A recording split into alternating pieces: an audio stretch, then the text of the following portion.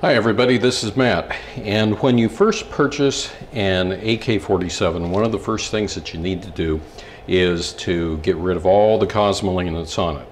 And there's a lot of cosmoline, especially not just all over the rifle, but the bolt assembly itself.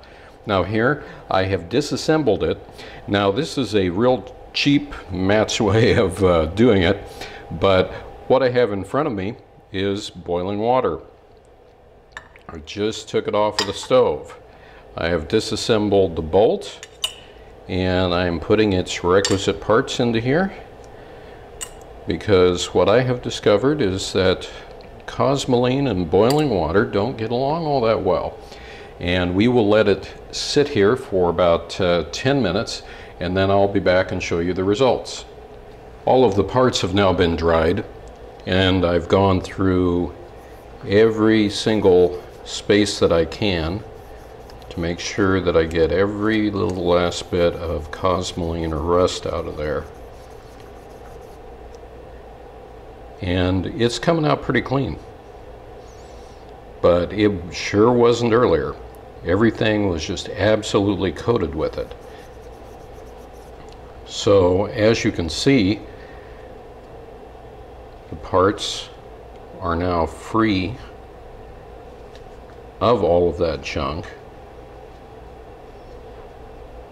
which means that this firearm will work and function pretty well right out of the box, after of course we've got this clean. Now it's time to reassemble the bolt. So now we get the fun of putting this all back together, and the first thing that I'm going to do is I'm going to put the extractor back in. So that is in, and if you notice, this part here I have parallel with how that pin is going to run. And so what there we go, it's a much better angle. So this pin is running parallel with how it needs to go in. So the next thing that has to be done is just simply push that in. Now, when you got your AK, you probably got this little punch as a tool, and you can use that just to go ahead and push that back down into place. And you know that you're successful when you can see that. If you notice, you can see all the way through.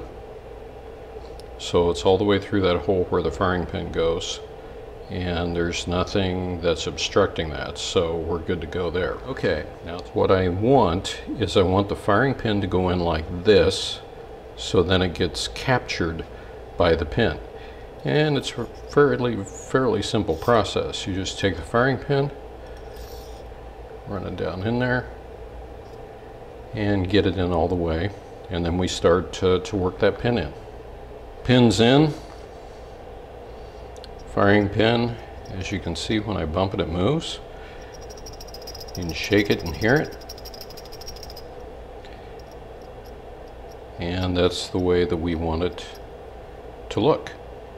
So this part is absolutely finished right now. Until next time, I hope this helps. Thanks for watching, and we'll talk to you later.